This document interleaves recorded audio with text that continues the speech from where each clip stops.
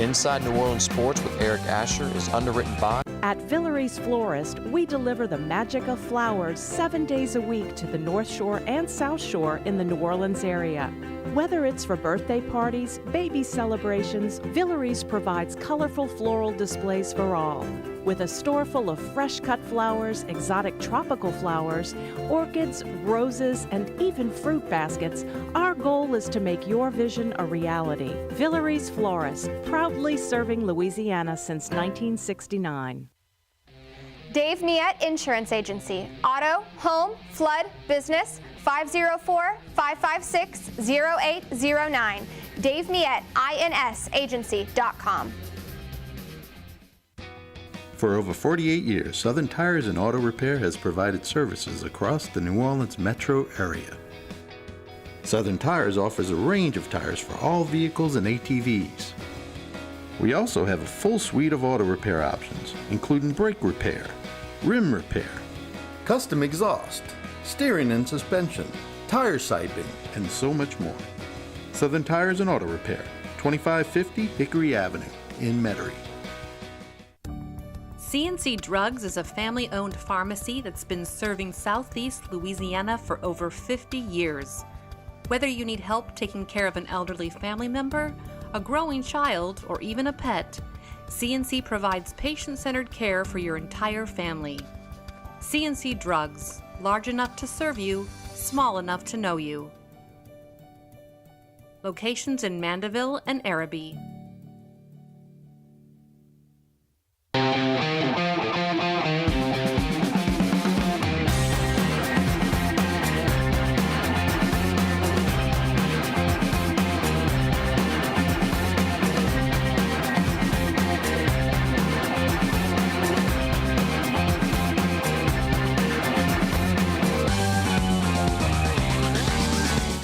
Good afternoon and welcome to another edition of Inside New Orleans Sports, a 4th of July holiday edition here in New Orleans. The Essence coming to town. New Orleans looked at as one of the top 4th of July destinations, so it'll be a great weekend. Traffic's already getting hot and heavy. And speaking of hot, 100-degree temperatures, that ain't the New Orleans I know. I got to tell you right now, we're going to have a great show for you today. We'll cover LSU baseball. We'll talk about the Manning Passing Academy. We'll talk about Pell's free agency starts tomorrow. Can you believe that? If we get time, we're going to talk about the Saints. Also, we'll talk SEC football as well as Tulane football, all on the program. And to break this down for us, again, two of the best we have in the entire state from CrescentCitySports.com, Rene Nadeau and Lenny Vangilder. Guys, welcome to the show. Thanks so much for being with us as always, and happy 4th of July. Thanks. Same to you, E. Before we get started, tell the folks a little bit about CrescentCitySports.com, what you guys are involved in. Rene, I'll start with you first. Well, I'm going to get it right soon, but you know, most of my stuff is college football recruiting, Saints, Pelicans. Got some stuff coming up this week. Going to break down LSU at every position, where they look at, you know, the strengths and concerns and some surprises. But you know, it's always interesting. You know, writing. There's so much to cover in this area. Right, and of course, still doing stuff for WFAN. Yes, and CBS Radio in New York. CBS Radio, and of course, check him out at CrescentCitySports.com. Always great articles. Lenny Vangilder, I said it this week on the program. You want to talk about guys that know baseball, and I mean just know baseball inside and out. Lenny Vangilder's the guy. Does a great job for CrescentCitySports.com. Not just baseball, but across the board. Lenny, welcome back to the program. It's good to be here. Lenny, you want to tell us about CrescentCitySports.com? You guys got a tournament getting ready to come up in baseball. Tell us all about it. Yep. Yeah, you're looking to see some baseball. I mean, yeah, college baseball ended Wednesday, but we got some great opportunities for you to watch some action person next Wednesday and Thursday, the 5th and 6th, the semifinals and the finals of the second season of the Crescent City Sports Prep Summer League.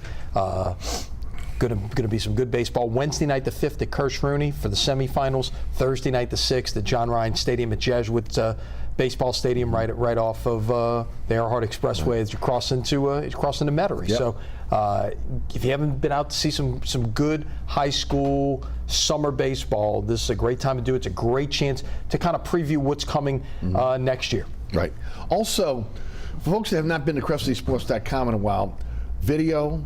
Obviously, again, you guys have the hookup with 106.1, again, with the radio, as well as, again, some fantastic riders. Yeah, no doubt. Besides this guy, of course, Ken Trahan leads the team. You know, Jude Young, Les East, so many others that are contributing there are, varieties of expertise out there. We kind of touch all the angles, and please check us out. And again, if you can't make it to the ballpark next Wednesday and Thursday, the action will be live. You can watch it live at CrescentCitySports.com. You were at the Manning Passing Academy. Tell us a little about this year's version. Yeah, I got down there on Friday, and my story, if you haven't had a chance to see it, is about what wasn't there this year, and that was our old friend, the former Tulane football coach, Buddy Tevens. If you haven't heard the story of Buddy, he was in an unfortunate accident on his bicycle down in St. Augustine, Florida, earlier in the spring. Is still trying to recover from serious injuries there. Has actually had a leg amputated, and continue to have him in thoughts and prayers. Yes. But you could tell, even Buddy's been a part of the Manning Passing Academy since it started at Tulane. Buddy's last year back in 1996, and it went to Southeastern, and now, of course, has been at Nichols for many years.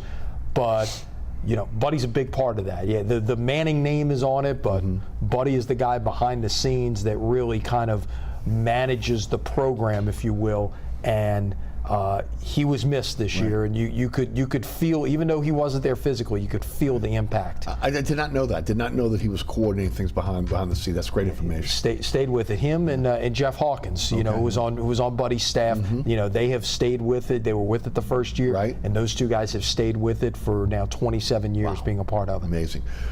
Two quarterbacks, local quarterbacks that were there. When you talk about Jaden Daniels from LSU, and also again kid from Tulane as well. Michael Pratt. Both guys were counselors. Both guys expected to have big years this year for the respective teams. Yeah, I was talking to Kenny Train about that on the radio last night, and both will, depending on what kind of year they have. I'm sure Jaden Daniels is thinking, if everything goes well, it could be a Heisman type. He could be in the mix and in the conversation. But Jaden Daniels, unique kind of guy. I think he's added some weight. He's about 206 now, and he was down to about 185, 190 last year. So he's added some strength. He expected to get better as a passer. He's a dual threat kind of quarterback, and he could go anywhere depending what kind of year he has. Anywhere from a second, third, or fourth round, depending how what kind of flavor you like as an NFL team. Michael Pratt. You look at the quarterbacks that have come out of Tulane: Patrick Ramsey, J.P. Lossman, first-round picks, he will break all their records. And he has an excellent arm, and he's pretty mobile. He's a good runner. He also could go second, third, or fourth round, up in that, depending what kind of year he has. And I expect both of those guys to be in the Senior Bowl. And their visibility, how well they do, will all determine what happens next year. Lenny, if I'm not mistaken, this is the first year that again, the Manning Passing Academy actually allowed two quarterbacks from the same team to come. Is that right? Didn't Nussmeier was supposed to make it? I believe he was there as well. Now, he wasn't at the press conference on Friday. Or the one thing that the Mannings have always done is they've embraced our area players. So, you had the Nichols quarterback and the Southeastern quarterback and the UL Lafayette quarterback. Grambling quarterback was there this year. So you've got guys from all over the region, and even not just at the FBS level, where you're getting those guys involved and getting them a chance to be there with their peers. And I ask these guys a lot of the same things. What are you learning from the Mannings being a part of this thing? But what kind of camaraderie are you building up with the chance to be around all of these other college quarterbacks on the same campus for 4 days? And there's about 45 on average college quarterbacks a year coming to work the Manning Passing Academy. And that's one of the things that really, besides the fact you've got 1,500 campers, it's a huge economic impact for not just Thibodeau, but Southeast Louisiana as a whole, because they're mostly coming in and out of New Orleans, that you've got a chance for these young men to interact with each other for 4 days and get the chance to interact with the Mannings as well. And look at the change at one. And you don't have not only Jaden Daniels and Garrett Nussmeier, but you had Quinn Ewers and Arch Manning. So you had two guys from Texas as well. Right, there you go. Okay, there you go. Let's talk a little bit about, again, the big story this week: LSU winning their 7th national championship in baseball. 8 games in 10 days for the Tigers, having to beat Tennessee twice, Wake Forest twice, and Florida twice to win the title. And guys, guys, it was a gauntlet. I think they left probably close to 70 players on base throughout the tournament. It was really a tough situation in terms of, again, having to go out of that losers bracket, but their pitching held up, which again was a lot of people really thought that wasn't going to happen with all the injuries they had, and they had timely hitting for the most part, and just again after getting thrashed, by 24 to 4 in game 2, coming back and again, putting up again a football type score in the championship game. Lenny, I'll start with you. Talk about this LSU baseball team, what they were able to accomplish. I know that they again had the preseason #1 tag on them, were #1 most of the season till Wake Forest took over when they kind of slumped toward the end of the season. But this is where they were supposed to be, and this was supposed to be the end game, them winning a national championship. Doesn't always work that way, though, does it? There's a reason that the #1 seed overall, they've been seeding, the field at the beginning of when the selection process began, since they went to 64 teams back in 1999. The first year Miami was the #1 seed, they won a national championship in '99, and the #1 seed hasn't won since. So Wake Forest had to overcome that, first of all. And look, what we saw of Wake Forest, they were deserving of all the accolades they got. And in reality, Wake Forest and LSU may have been the 2 best teams, and Florida was certainly, right there in the top 3 as you looked at that. But look, LSU had to battle out of the losers bracket, as you mentioned, and I think a lot of us thought that if they got into the losers bracket, they didn't have enough pitching to pitch their way out of it. They may have gotten a situation where they could have, slugged their way out, maybe won a 12-10 kind of game, but that's not what happened. They were winning some low-scoring games. Ballpark played big for the most part during the course of the week, with the exception of what I guess, late at the very end, the wind turned around and started blowing out. But otherwise, the ballpark played even bigger than what it is, and was really advantage, to the pitchers until Florida hung up 24 in that second game. Nobody had scored 6 or more than 6 in a game. One team, and that's. You don't normally see that at college baseball, especially when you start getting deep into pitching staffs and people having to come out of the losers bracket, and but still, all credit to those young men who stepped up on the biggest stage, and to Jay Johnson for how he managed this thing all along the way. Your thoughts, Len? It's a perfect example of preparation meets opportunity. Okay. And the play that everyone talked about was Trey Morgan cutting up the first base line and making that play, that game-saving play, maybe a series-saving play, getting a run at home plate. And when everyone made such a big thing about that, but you talk to the players and listen to the players, and this was the norm. Like, we had gone through this, we knew it was, we ran through this play so many times, and if the opportunity presented itself, Trey Morgan or whoever was going to be there knew what he had to do. So all the scenarios, Jay Johnson and his staff were preparing the team and getting them ready for, if this happens, this is what you do and stuff. And that's what good coaches do. And like Lenny said, to have a Ty Floyd strikeout record, who would have thought that? And Thatcher Hurd threw good. Riley Cooper comes in. Ackenhausen, who would have thought the performance he had? And everybody thought without Skeens in trouble. And even you got catcher Milazzo and Travinsky. You got 2 guys. When Milazzo went down, Travinsky came in. When they took Travinsky out and put Milazzo, there was no change at all. And then look at the thing with Jordan Thompson. He was having a rough series, 1 for 30. And then he talks to Jay Johnson, and Jay Johnson basically says, "You're my shortstop. I got your back."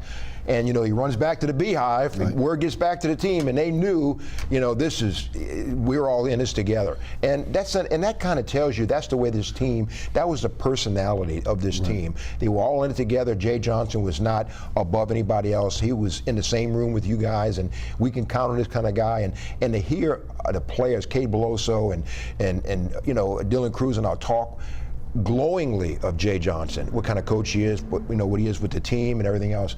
It says a lot. And when they expect high expectations of Jay Johnson, but he did a great job. And Wes Johnson, with the pitching coach, I know he's leaving to go to Georgia. What a great job he did, staying around and working. And I think a lot of credit goes to him because he stayed.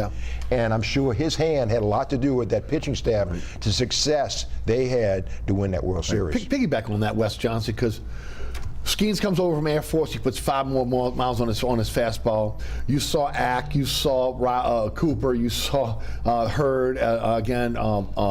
Just that whole pitching staff, even though, again, they were beset by injuries, when it counted, those guys stepped up and, again, were nails for them. And you got to give a lot of credit to Wes Johnson, again, managing this pitching staff. No doubt about it. And that's, look, as now the season is over, everybody's looking ahead, okay, who's coming back 2024? Right. That may be the biggest decision of what happens in 2024 is who replaces Wes Johnson as pitching coach, which ideally we'll find out in short order, from Jay Johnson, who that new person is going to be. Although obviously, look, he went to the big leagues to get one last time around, and in bringing Johnson from the Twins. So I don't think anything's off the table in that regard. So that's one to watch. But no, you're right. There were some injuries and season-ending injuries. Right. But a guy like Ackenhausen, he missed a lot of the middle of the season with his own share of injuries. He might have been that guy who was becoming that kind of bridge third starter as things were kind of playing themselves out. Had he been healthy,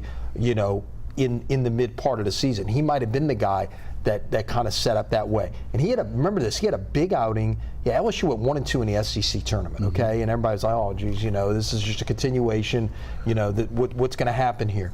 But what you had in that one win, you had Hurd go 5, and then you had Ackenhausen go 3 2/3 behind him. And they were both really good against a very good South Carolina team, okay? And that may have helped set the stage for what those guys were able to do in the postseason. And everything didn't play out perfectly in the postseason, whether it was, rain at the box, which kind of threw a monkey wrench into some of those pitching plans in the second game of the regional, and then you had to go a little bit deeper than maybe you would have when you should have had the advantage because there was a 3-hour rain delay in the middle of what Skip Bertman used to call the marble game. Right. And then obviously battling through the Kentucky Super Regional. Yeah, they swept, but it wasn't easy. Okay, and from there now you get to Omaha, and now you got to battle your way out of the losers bracket, and basically you had to play 4 games in Omaha where if you lose, you're done. Right. And still they obviously they won all 4 of those games, and with the exception of Skeens on short rest in what ended up being the bracket final against Wake Forest, maybe one of the best college baseball games any of us have ever seen. Yeah. You weren't exactly pitching from a position of strength out there. I would agree. Rene, it's rare to have maybe the top 2 draft picks on one team, to have a power pitcher like Skeens and to have an all-around player that can hit, field, do the things that Dylan Cruz did. Again, they were the highlights of this team, but again, this was a team that was built for Omaha to win. But again, it's very unusual to have again, a talented team and then to have maybe 2 of the best team players in the country on one team. And those guys bought in. They did not, neither one of those 2 guys, Dylan Cruz or Paul Skeens, you ever seen 1 ounce of, I'm doing this, whatever. They both were bought in, and if you listen to them both talk, they both very, very humble, and they both know that they're just a piece of this. They're not, even though they're both going to go 1-2, most likely. But I think, and that's something that Jay Johnson, credit him for putting it together and making the pieces fit. It's not only what you do on the field, but in the locker room, you got to fit this puzzle. And to throw some other arms, you got Garrett Edwards, Grant Taylor, 2 arms that were not able to play this year because of surgery. You got Chase Shores, a 6'8" guy coming in. Next year, and you didn't even see these guys this year. Yeah. And the draft this year, you got a guy that is committed to LSU, Cameron Johnson, 6'5", 240-pound left-hander. But with the draft now, unless you get the money you want or you fall, and you got to think some of these guys are going to hear their names, high school kids. Right.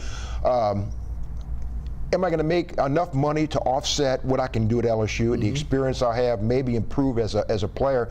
And so, a high #1 draft choice, and the Jake Brown kid, a catcher from Sulphur who committed to LSU, he's going to probably go in the first round. But I'm saying is that other guys that LSU has got commitments from, it's not a done deal that they won't be going to LSU, because depending how the money, because you know, even a second or third round guy or whatever, how much money are you going to get? Because some teams it varies. So LSU could be in very, very good shape. Not even talking about the transfer portal. Well, and that transfer portal, but keep in mind NIL as well with this, because now that competes with these signing bonuses out there.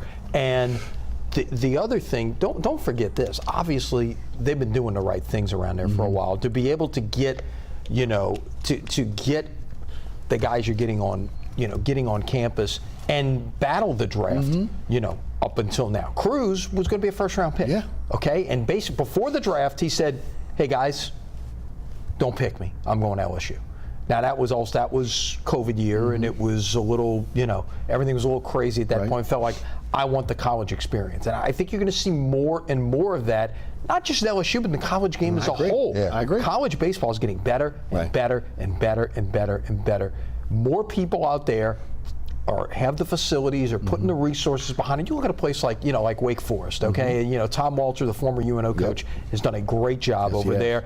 And where they've committed resources to isn't the same thing where everybody else has, with the pitching lab and so many of those other things. And they're not the only ones doing that, but there are resources in place at these schools for the young men to be able to benefit, not just maybe financially with NIL, but physically and improving their game to the point where they're going to be even better 3 years down the road. Right. I agree 100%. NIL has now changed the landscape here, especially when you talk about, again, competing with the major leagues. I believe the NBA should go the same way as baseball. You draft a kid out of high school. If the kid is good enough to play, he can play. If not, again, 3 years you don't touch him. That's going to help college basketball. That's going to help the NBA, etc. It's too bad they don't do that. But now, teams if you're slotted in a certain position and you get drafted and that team's not willing to give you the money that you're slotted to, you have the ability now to go to a university and maybe not make as much money, but maybe make enough, get that college experience, have the same type of facilities you're getting in Major League Baseball, and maybe again not having to do the travel on the buses like you're doing in Major League Baseball, right? Yeah, exactly. Now, to keep this in mind too, when it comes to the baseball draft, if you're out there and you've paying attention to baseball a little bit more this year because of what LSU did. The Major League Baseball draft's a couple of weeks away. Yep. It's not like the other drafts. You're going to draft the best player on the board, whatever it is. No, baseball, you're going to draft the guy that you've probably already talked to, who you know is going to sign, because the thing you don't want to do, because they, again, in most cases have options. If they're high school, you're rarely drafting college seniors. And it's, if you are, then they're getting like next to no bonus. But your chances are you're drafting high school seniors or you're drafting college draft eligible players, either sophomores or juniors. And they've got leverage. They've got the choice to go back if they don't like what you offer out there. So chances are you've come to an agreement before that pick is ever made. In LSU's case, let's give a lot of credit to Paul Maneri. He set the foundation. There's a misinformation out there. LSU bought this title. If you look at the roster and you really look at the roster, you see, again, a lot of these guys were at LSU for a while. They chose not to go to the major leagues in some cases. Yes, they went out in the transfer portal and were able to deliver some great players. Again, NIL helped that. But again, LSU, with, again, this historic program, seems to be in a driver's seat now going forward with the ability to be able to give out NIL, with, again, having a great program, and now bringing a guy like Jay Johnson, who seemed to be do a great job in kind of managing everything. Well, and I just mentioned, the guys that you didn't see, Garrett Edwards, Grant Taylor, and Chase Shores. You'll see these guys this year. Right. But you got some guys, Ty Floyd basically is gone. He'll go in the draft. Yeah. But you got Brady Jobert, Travinsky, Milazzo, Ackenhausen. They're juniors. Are they going to come back? Right. Are they going to go high enough? Or they feel like, are they going to make enough money that they want to move on? It's going to be a personal decision. Sure. And I think it's going to be 50-50 on all those guys. I don't think it's a done deal that all those guys are definitely going to Major League Baseball. If it's a low round, or they feel like I can come back and do it again and enjoy it and maybe improve in some areas, who knows if those guys and a few others will come back or go on.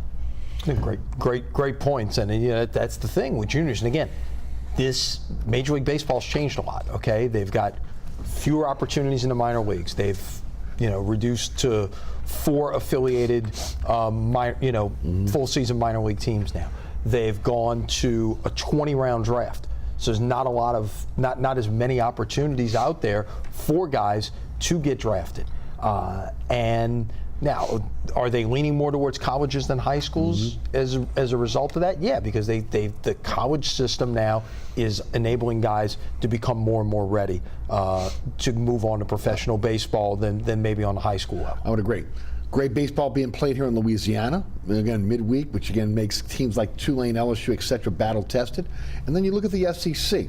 4 straight College World Series titles. 2019, 2020 was Vandy, 2020 was canceled, 2021 Mississippi State, 2022 Ole Miss, LSU in 2023, and of course you want to go way back, 2017, Florida beats LSU for the title there. So also getting to play against really, really good other baseball teams in the SEC to get you battle tested for the minors of the major leagues. You know, and you talk about local.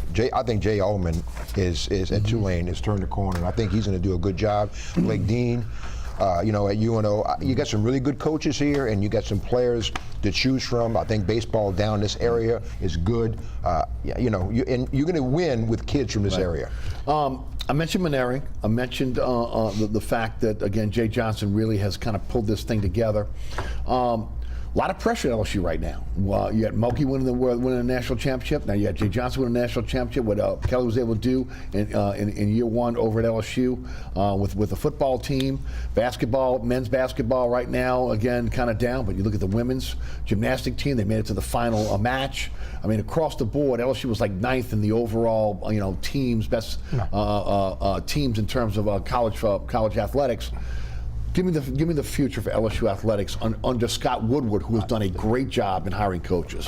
It's like ascending quickly, and you know he deserves all the credit for going out and making these hires. Okay, I mean you look at what he did. He went and got Kim Mulkey away from Baylor, you know, a multi-national champion, and obviously, you know, look how quickly she's got things done here. Going to get Brian Kelly from Notre Dame. You know, Jay Johnson was not his first choice in all likelihood to be the head baseball coach, but still got somebody who had been to Omaha twice, who had been in a national championship series at Arizona, and you hear some of these guys talk about Jay Johnson who have covered the World Series, and everything you heard about him at Arizona was he wasn't going to get outworked, he was going to out-recruit you, he was just simply going to do more than what you were going to do, and was relentless. And we've seen that thus far in 2 years at LSU. As a guy that went to LSU wore the purple and gold, your thoughts? You mentioned the gymnastics. The LSU track team is always good, and you just take it for granted. They're going to be there. Right, indoor, outdoor, doesn't matter. Yeah, it doesn't matter, but it's the norm. They're going to be in the top, you know. But Matt McMahon, since the sanctions are behind now with the basketball, he has done an outstanding job. Have you seen this recruiting class? Wow, he's brought in transfer portals guys that really, I think you're going to see a tremendous difference. You know, it could be a 180 from where he was last year. And he knows what he's up against, but now the sanctions, you know, have been put to bed. I think you'll see in the next 2 years, at least next 2 years, you'll see a big difference. I think Matt McMahon is the right choice for that. Well, congratulations to LSU. Again, Scott Woodward, the entire LSU athletic program, including, again, the baseball team and Jay Johnson, another national championship for LSU football right around the corner. All right, we'll take a break here. When we come back, we're going to jump in the Pelicans. I'm going to throw a little curveball at my guys here. If we have time, I'd like to talk about the Breakers and also, again, them coming to New Orleans and if they're going to have a place to play. I think that is a legitimate question right now with that season ending and their championship game coming up this weekend. You're watching Inside New Orleans Sports. I'm your host, Eric Asher. Lenny Vangilder and Rene Nadeau of CrestlySports.com are our guests. Don't move.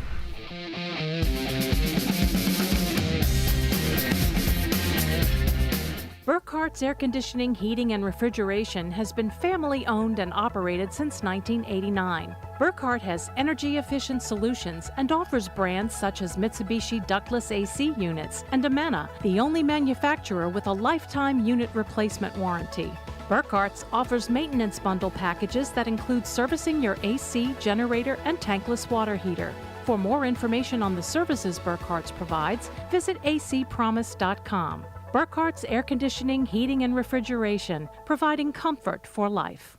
Located at 3701 Iberville Street in Mid-City is Katie's Restaurant and Bar. Open 7 days a week, Katie's offers daily specials for lunch, dinner, and Sunday brunch. Serving New Orleans cuisine such as fried shrimp platters, grilled redfish, and a fully stocked bar.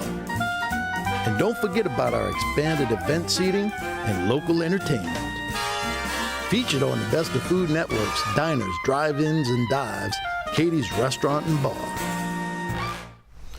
Welcome back to Inside New Orleans Sports. We're just conversing here in the break.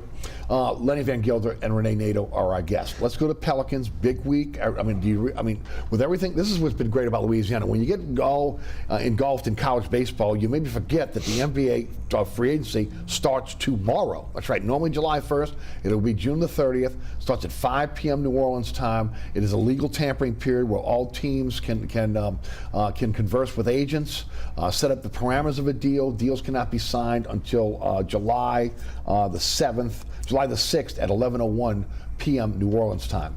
Jordan Hawkins has been introduced. He's the #1 overall pick for the Pelicans. Their only pick in the draft this year. Kid out of Connecticut is a sharpshooting guard. He will wear number 24. Draft and stash player, Euro player Carlo Makovic, who they drafted a couple years ago, will be in Las Vegas next week. Again, playing with the summer league team. So we'll see again what they have there, and if he's ready to move on to the parent club here in New Orleans. And of course, the free agency will begin. Also, again, you have to look at the luxury tax threshold and where the Pels are. They're about $2.4 million under. They go from $148 million last year to $144 million on the payroll as of today. They go from 20th, move up to 12th. The luxury tax threshold will be $150,267,000, and that means again the Pelicans don't have a lot of money to work with. They have worked out a deal with Garrett Temple to extend his contract to July the 7th. Tomorrow was supposed to be the day where if they had to pick up his option, or his option would have been guaranteed for the entire season. That's $5.4 million, and now they'll be able to use that in a trade to maybe get another player. The other thing is, again, Valanciunas has been constantly talked about it being on the trading block. San Antonio's interested. Cleveland is interested. The Pels are said to be interested in Jared Allen from Cleveland, but yesterday, after all these rumors, it was said that David Griffin met with Valanciunas, and they put out a statement saying that Valanciunas wants to be here and that David Griffin wants to build around Valanciunas. I don't know how much I'm buying into that with a $15 million expiring contract this year, but again, that's what was put out yesterday. Pels don't have a lot of work. The Pels have a lot of work to do, but they don't have a lot of money to do it. That'll be the big question mark. A $9 million qualifying offer for Jackson Hayes. Kyra Lewis has 2 years left on his deal. He's being supposedly shopped again with a logjam at the guard position, and quite possibly we know that Josh Richardson is a free agent, and you may see Hernan Gomez possibly on the move as well with his $2.4 million team option because of, again, lack of playing time last year. Okay, I set the table for you guys. Tell me what you think is going to happen with the Pelicans as we get into free agency. I don't think they can be really active, but I think they're going to have to be in a situation where they're going to be involved in trades with multiple teams to try to fill out the end of the roster. Yeah, and I mean Jackson Hayes and Hernan Gomez and Kyra Lewis, those names are going to be moving on. You don't know what the Pelicans can get for those guys and that kind of thing, and Josh Richardson will be moving on. There'll be some spaces open. You need to get a rim protector to help Valanciunas. Mm-hmm. I mean, that has to be certainly an area you got to address, and that's the top priority. I think Jordan Hawkins comes in, reminds me, and I'll tell you why. Reminds me a little bit of Trey Murphy, that he has improved. Trey Murphy really made a tremendous improvement from one year to the next, and Jordan Hawkins hardly played much at UConn his first year, but he just developed and worked on his craft and made himself a good shooter.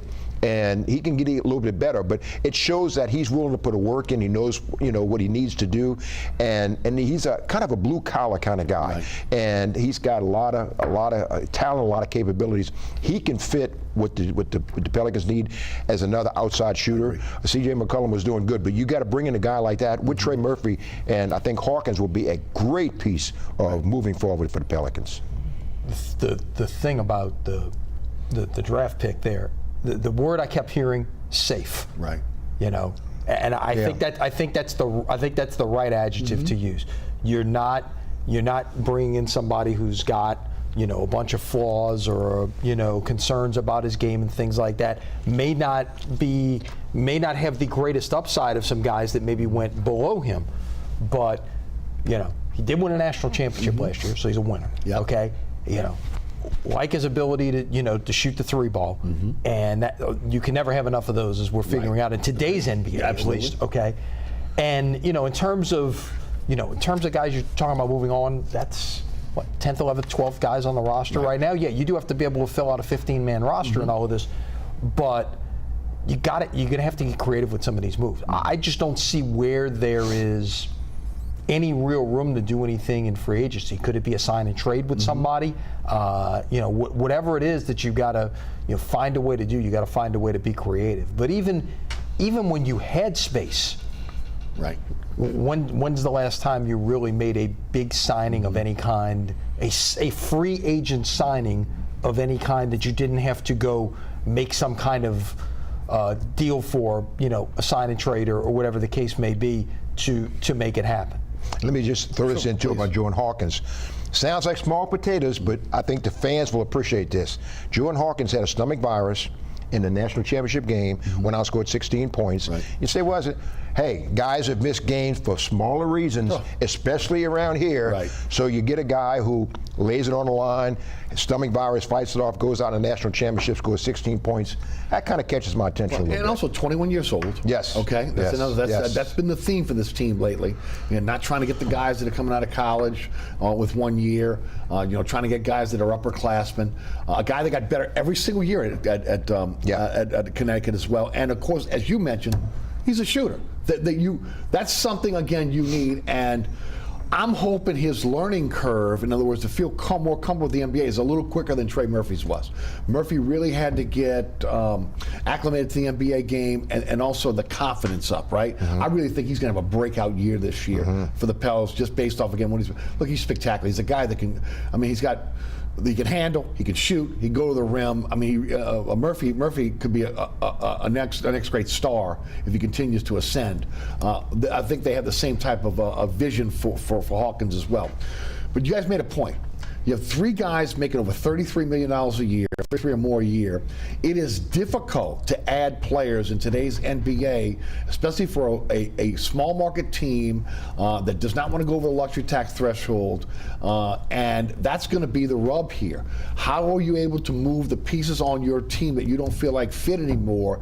And as I've said, bring in dogs with rings. So I think they need to get tougher, more physical on the court. They have to get mentally tougher in the locker room. So they need some veterans in there, more than C.J. McCollum and a Garrett Temple that are trying to teach these young guys how to be professionals. You need some guys in that locker room that are demanding that they be professionals. And again, that means either, a athletic big or another shooter. How do you combine that and get that either through a trade or free agency?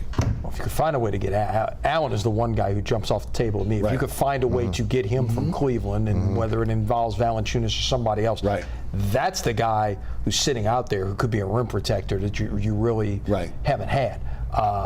You keep waiting for that. You were hoping that was coming.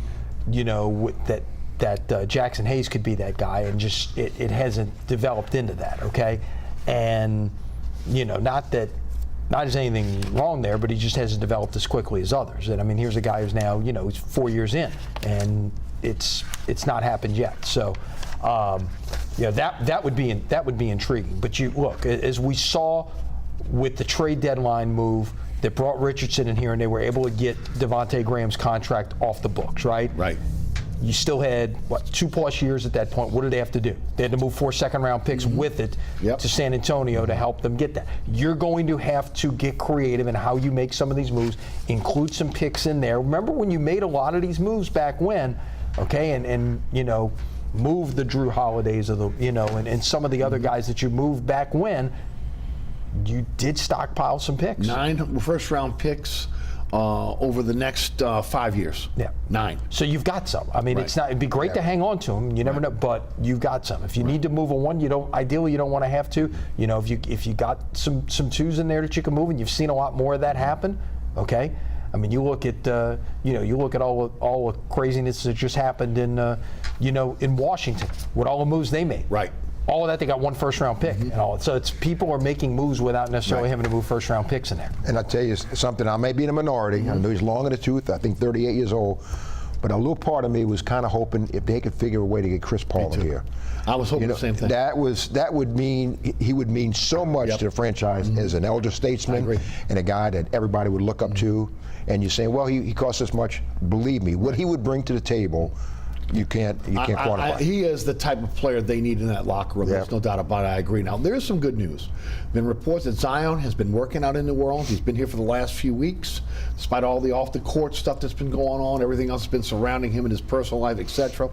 His weight is down. He's working out here. That is something different than what we've seen in the past. Teresa Witherspoon was relieved of her duties. She was very, very close to Zion and some of the other players. It'll be interesting to see again how that works out throughout the season. But again, now you're looking at least it looks like a focused Zion. Now I want to be interested to see if he's out in Las Vegas like the rest of the team normally goes as a team to be able to support the young players. He hasn't done it in the past. Will he do it this year? But he has been at the facility working out. Well, you know, and the thing is, I hate to say it, reel us back 2 years, 1 year, we've heard the same thing. You know, Zion has turned the corner. I got to tell you, just show me. You know, I just, it's tough to believe because we've been down this road before. We've heard the same story, and this is time now. You're going to really have to prove it, not just one day or one game. You got to, over a period of time, you got to prove that you've turned the corner and grown up a little bit. You've got to stay healthy for 82 games. I'm not saying you got to play 82. But you know, you can miss a game, you can miss 2 games, but a hangnail can't be 3 months. Right. And that goes for Brandon Ingram and Zion. Sure. And not just that, you can't fall out of shape when you get injured. Right. Okay? Rene, they've got state-of-the-art facilities there. If you want to keep yourself in shape, you can keep yourself in shape. He has his own chef, dietitian. Believe me, if he wants to stay in shape, he can stay in shape. That's about his maturity or lack of. Hopefully that turns the corner. All right, before we go to Saints, we'll do a little U-turn here on my guest. Discussed this on the program, on the radio show yesterday, because I think it's a legitimate question. I've talked about it really as I've talked about the USFL and Breakers. A lot of people don't know the history of the USFL, and of course Dave Dixon's baby here in New Orleans. The New Orleans did not have an original franchise. The Breakers were in Boston. Okay, Joe Cannizzaro bought the Breakers, brought them to New Orleans. Was it a season? 1 season. 1 season. Then they went to Portland. And then they moved to Portland. Right. When the USFL folded, it was the Portland Breakers. This is a made-for-TV league. With that said, the Breakers have been among the best teams in the USFL the last 2 years since they've come back. The question is now, as they're talking about going back to the cities that they're named for, is for New Orleans, will they support the Breakers in the summer, especially now with no baseball, with no Zephyrs? And then the other thing is, which is the big thing, is where do they play? You're not going to upgrade Tad Gormley. That should have happened decades ago. Remember how much money they put in just for the U.S. Olympic trials way back when, right? 92, okay, to get it ready, TV ready. It's not TV ready. Neither is Hoss Memphis, neither is Pan American. Donnie Filco Stadium in the Ninth Ward hasn't been built yet, okay? I mean, go on and on. There's only one place for them to play, and it's not the Superdome, okay? Because the Superdome's getting ready for the 2025 Super Bowl, where there's still renovations in the offseason, and that is a cavernous building and too big for it. It's Tulane. Tulane's the only place they can play. The question is, will the neighborhood acquiesce and allow the Breakers to come in and put 6 home games next year? Your thoughts, Rene? I wish Lenny would answer this first. Okay, I'll tell you. Yeah, you answer this first, and you take it, Lenny. I'll piggyback with you, Lenny. Anything's possible. Yeah. Okay. Anything is possible. We've seen Tulane embrace some things. You know, they host the now they're hosting that HBCU All-Star game out there in February. Okay, they've had other events go on there. You know, I don't think there's going to be any high school football there this year, but they've had high school football in the past. They've figured out a way to do it. Yeah, we're talking 5-6 games on the weekends. Why not? Yeah. Why not? I mean, we're not talking about. I don't think we're talking about a situation they're going to pack the place. Right. Okay. You know, and even you got to find a way to manage. 20,000, you're going to feel good. I think if you got 15 in there, you'd be tickled to death. Okay. So I don't think anything's out of the question here. You look at you've got in Birmingham they're playing at at UAB Stadium. Okay. And Canton they're playing at the Hall of Fame Stadium, which is 20 to 25,000. Okay, yeah. Memphis is at the Liberty Bowl, which is 60, and in Pontiac they're playing they're not Pontiac, they're playing at Ford Field in Detroit, right? So that's 70,000. Okay, but what do you need? What do you need to be able to do this? You need a stadium that is TV ready because it's a TV league. Well, of course, and guess what? You got a TV ready stadium at Yulman now. They have to probably tweak some things to handle. You got to put down pro hash marks. You got to put down pro numbers. Right. You got to put those things that's fixable. You buy another turf, and I mean, actually, I think they're in the process of replacing the turf right now. But it's you put down a turf that doesn't have numbers on it. You paint them on. That's all. That's all. Like they do in the Dome. Exactly. Right. Well, actually, they don't paint them in the Dome. They don't paint them in the Dome. They don't paint them in the Dome when you play a college. They're painted pro numbers. Oh, that's right. They are. They sure when are. the college numbers, you got to put down hash marks for the college numbers. That's right. There you go. All right, Rene, your thoughts. I hate to be skeptical. I got to tell you. Well, I'm skeptical because look, where's the soccer stadium? Where's the soccer team? I know. I can go right down the line. And I remember, and Lenny remembers, and you remember too. I remember way back, John Walton, the quarterback, my dear friend Buford Jordan, and Marcus Dupree comes in on a carriage. Come on. Remember all of that stuff? Absolutely. Okay. Well, the Pelicans wasn't here. Right. All right. And I know the Zephyrs aren't here anymore and all. But I got to tell you, and hope I'm wrong, I think the only way they would make enough money, they'd have to let everybody in free and charge them to get out. I mean, I mean, really, you've heard it before, Lenny. But I mean, the thing is that I just don't know if they're going to get enough people in there. I mean, other than the fill a phone booth. I've heard of. Well, I mean, that's an old one, Lenny. He's got them all. Yeah, so. but anyway, but I just, you got people on the Saints and the Pelicans and stuff. I know you're waiting for the Saints. They'll be out in training camp in a couple of weeks and all. I just don't know if there's enough discretionary dollars. Even in football, even with football.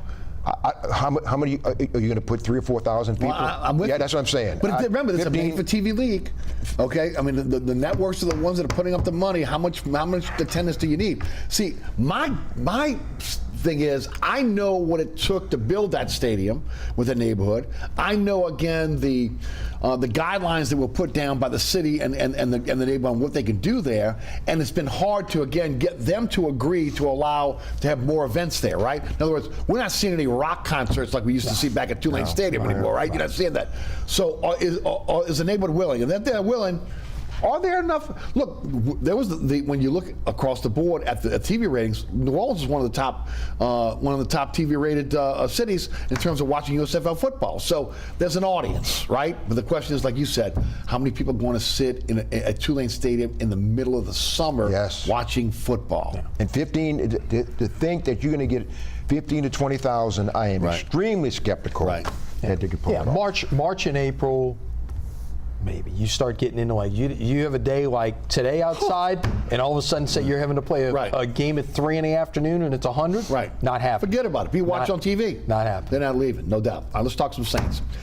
All right, well, I'm gonna take you first, Rene. You've been out at the mini camp. You've been out at the OTAs. You've seen it all. Rookie camp. A lot of expectations for this team right now. Again, people want to look at the schedule and say, "Oh, easy schedule with the Saints." Not even taking into account how things change from the NFL from season to season.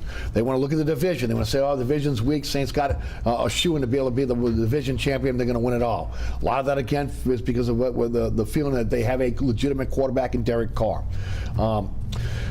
As you look at this roster, and you go through the roster as much as anybody with a fine-tooth comb, what do you think of the strengths of this team? What do you think of the weaknesses of this team? Well, the thing that's impressed me, every time I'm around Derek Carr, I'm a little more impressed than I was the time before. Mm-hmm. I wouldn't say I was skeptical, but I was a little apprehensive about him first coming here, if he was the top choice. But I hear not only him, I hear the other players. Mm-hmm. I think he's a very good fit here. He's going to make a difference. He wants to be here. He wants to prove it that this was, this is a place he wants to be, and he wants to be appreciated. I think it's going to work out there. Offensive line, you don't know where that's going to be. Is that going to be? Is Andres Pete and it's Ramczyk is starting. He's starting to take his toll a little bit. It really is. And he was starting to sit out some practice time. So, the hit's starting to take his toll on him. Andres Pete and is Trevor Penning going to come in and lock down that left tackle? There's a lot of unknowns. Defensive line, you drafted Isaiah Foskey. Right. You got Cam Jordan, all-time leading sack leader. Demario Davis and Pete Werner. Really, he's a Pro Bowl type guy. There's a lot of uncertainty. How much is Michael Thomas going to come back and play? People expect pretty much like Zion. Right. Oh, he's going to come back. He turned the corner. He's ready to play. Okay, how much is he going to play at the level that he did when he was an NFL MVP? How much is Chris Olave going to improve? He has to improve a little bit. Raheed Shaheed, yes, had a good season as an undrafted rookie because it was unknown. But now, as he has a second-year veteran, I'm not totally answering your question, but there's so many unknowns. No, there is. And the running back situation, how long is Alvin Kamara going to be gone? Don't you think, when you look at the roster right now, quarterback, you seem to have depth. You look like you have pretty good depth at running back. You look like, again, you have very good depth at tight end. Yeah. Wide receiver's a question mark right now because of Michael Thomas, and then maybe can Washington or one of those other veterans emerge. Okay, you hope you're getting better. Well, you mentioned Rasheed. Look, film of the great equalizer, right? A lot of the teams are going to take away what those guys do well. Offensive line is a big question mark. You got a lot of bodies there, but can they stay healthy? And then, again, when you look at Shepard and Saunders, are they an upgrade on the defensive line and on the inside? That's a big question mark, okay? Or can Foskey be an instant impact guy opposite Cam Jordan, or is Granderson going to be a guy that continues to be able to ascend? Or you get Brissy in there too. Right, Brissy, okay. And then the other question is, again, Peyton Turner. Is he ever going to show up? Okay. A linebacker, I think they're a little thin. Okay, if something happens there, you need another veteran. They didn't get it. They look like they're pretty good at cornerback in terms of depth and talent, but what about the safety position? Again, Marcus Mamie missed the first part of the season with the DUI. So, I agree with you. There are question marks in this team that I think a lot of people are just kind of glazing over. A lot of that is depth. A lot of that is, again, guys that can come in and take the next step as starters. Yeah, look, I think it's still, everything you mentioned, it still comes back to this. Because if these guys are on the field, they're going to touch the ball more than anybody. Is Thomas going to be healthy? Right. And is going to be there for week one and can, like we had, you made the Zion comparison, a great one. Is he going to be there for 17 weeks?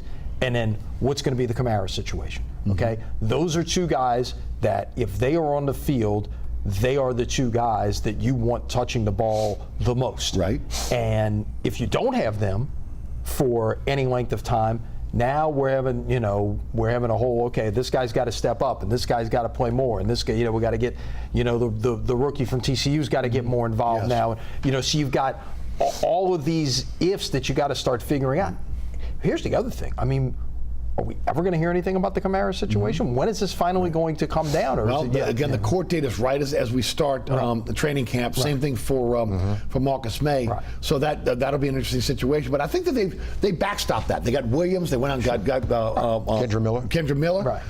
I'm worried about the offensive line staying healthy, the ability to protect the quarterback and run the ball. But more importantly, this defense goes as they stop the run. Yeah, and which is Brissy, is he going to have a learning curve? How good can he be? Can he be an impact player immediately? Right. Can Foskey be an impact player immediately?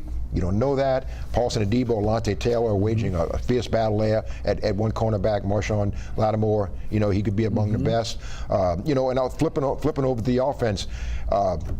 I'm drawing a blank with the guy from LSU. Came tight end. Foster Morrow. Okay. How much is he going to make a difference this year? He can make a significant difference at tight end.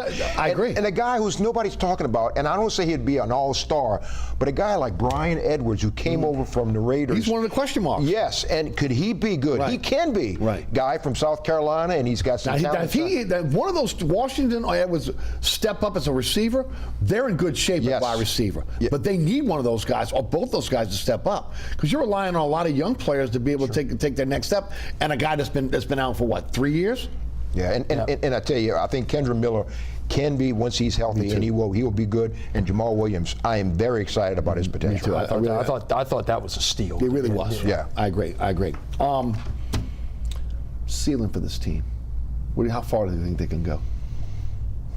Now this is early, right? I mean, we don't even know what's going on in training camp, but just right now, today, and end of June. I would say 10 or 11 wins.